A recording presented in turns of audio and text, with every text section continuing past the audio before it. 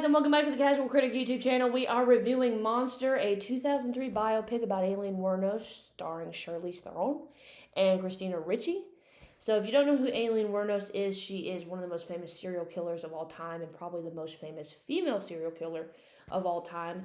This movie is based on her book that was called the same thing. It was called Monster, which I do plan to read because she's piqued my interest. So this movie obviously is about her killing spree that took place in 1989, where she would meet up with guys. She was a sex worker, so she would meet up with clients, and she shot them. She shot, I think, all in all, she killed 6 people. So that's what this movie's about. But it also follows a lot of events before this happened. So basically how it starts out, she's driving around, her truck breaks down, she goes into this bar, it turns out to be a gay bar. She meets this lady called, and this name is so hard for me to say, Selby. My dog's name is Shelby. I want to say Shelby, but it's Selby. She meets Selby, fucking Selby, in this gay bar. And at first she's kind of homophobic. She's like, no, I am not gay. I'm not. But then like 5 minutes later, not really, but later in the movie, they're kissing in the alleyway, so she's fucking gay. And I never knew that. I would have liked to have known this.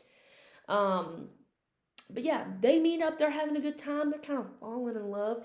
They plan this date, and Aileen needs money. So she meets up with a client, and he ends up beating her, like she's bleeding from the head profusely. It's awful. And if I say the R word, I think this video is going to get taken down because YouTube's fucking stupid. But she got sexually assaulted by him, but you know what I'm saying. He then was going to kill her, threatened to kill her. I think he had a gun. Correct me if I'm wrong. But she also had a gun, and she shot and killed him. Yes, that is, yes. And so she goes back to Selby, and they kind of run off together. She doesn't tell her the full story because obviously, like, that's kind of scary. I mean, she probably should, but that's very scary. So she doesn't tell her the full story at first.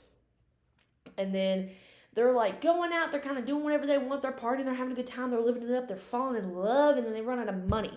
So Aileen goes back to what she's used to doing, and she's meeting up with a client, doing the job, and she kind of gets a flashback to the previous time that this happened, and she ends up killing him too, the guy that she was currently with while she was having this flashback and kind of having a panic attack.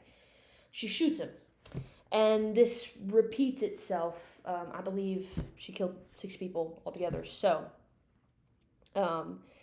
it's that story, but it's mostly about her before. And the movie's called Monster, but 99% of the film is like trying to show you how she's not necessarily a monster, or at least not the monster to the extent that everyone says she is. The plot, I loved it. I was enthralled every second. It was the pacing was great. It just kept me, I was never bored, and I was fully like entertained by the story. I wanted to know more. Did not know she had a fucking girlfriend. What the hell? Feel like I should have known this. They were great. I loved them. Mega ship. I love them so much. Yeah, and going into it, I knew obviously like who she was and what happened, but I didn't know any of the other details. I just knew what she did, who she was a little bit, and that's it. But it really made you have a lot of sympathy for her. I learned a lot about her in this movie. I mean, it's based off her book by the same name, so I'm assuming like this is accurate and shit.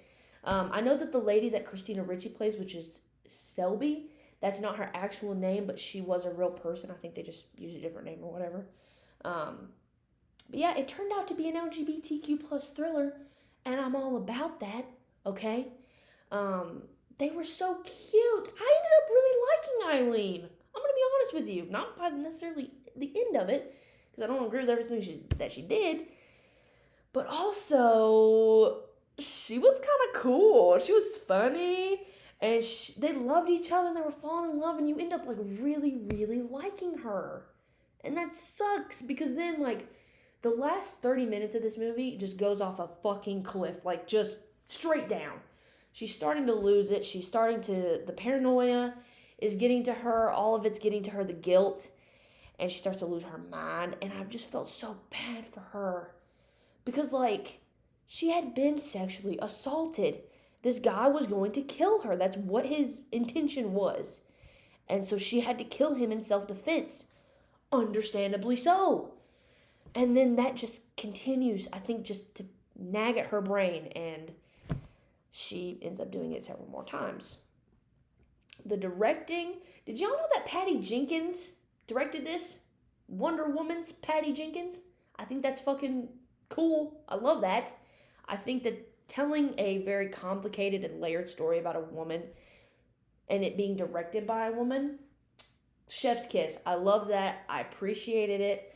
I felt like it really, that's probably why it took the sympathetic approach, because Patty Jenkins is going to understand stuff like that. Not necessarily, her specific situation, but stuff like that just as a woman more than any man directing it could. And it turned out that good because it was directed by a woman, and I am convinced of that. I don't care. You throw any man's director name out. Throw him out. I don't care. Patty Jenkins did the job. She did the job, and it was great. The acting, obviously, I mean, even if you hadn't seen Monster, you've probably, or at least I had before watching it, you've probably heard about Charlize Theron's transformation. I mean, just look up the movie poster, even if you never watched this movie, because also, fair warning, it's very violent. Not just like the shooting, that's done, that's not as bad as like a lot of things that you see on TV. But some of the stuff that's discussed, some of the stuff that happens, you probably know what I'm referring to. If, you can't stomach that, that's perfectly understandable. Don't watch this movie because you see it and it was uncomfortable and I hated it. But that's just a warning. But her transformation, just look at the poster. If you could have told me that was any actress, and I would have said, okay, because I don't know who the fuck that is. That looks like Aileen Wuornos. And just like her tiny little actions that she did, the way that she walked and carried herself, her chest was always out like this. It was always like this. She's like, what the fuck's up? What the fuck is up? I'm smoking and I'm drinking and I'm gay. That's what she was. Her facial expressions were great. Yeah, everything was just, it was perfect. It was great acting. It was one of the best performances I've ever seen. She won an Oscar, SAG, and a Golden Globe for that. And it's all well-deserved. That tells you how good that performance was. Christina Ricci was good too. But it's hard to outshine Charlize Theron in this. Like, if both of them are on screen, I am not looking at Christina Ricci because she just shines through. So she did great, but she's not what I'm remembering from the movie. I'll just put it like that.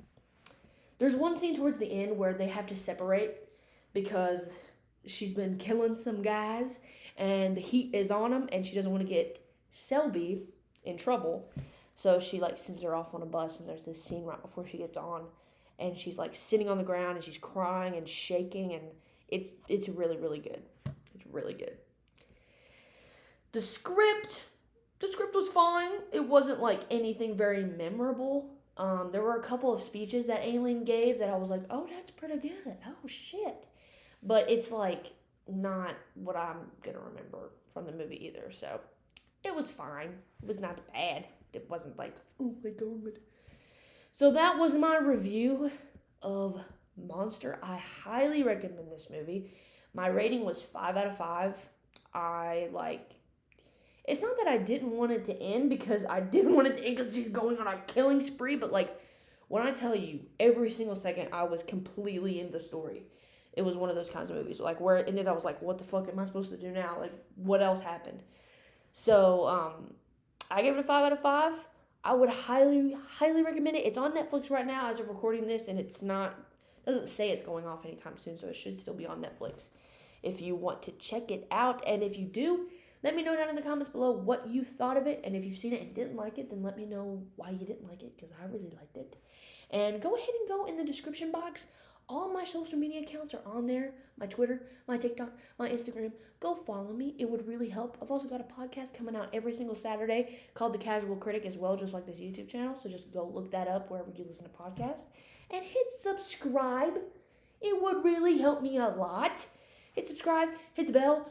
3 new videos a week coming at you on this YouTube channel. I'm doing the work. I'm doing it. We're doing it. We're watching movies. So hit subscribe, and I'll see you in the next video. Peace.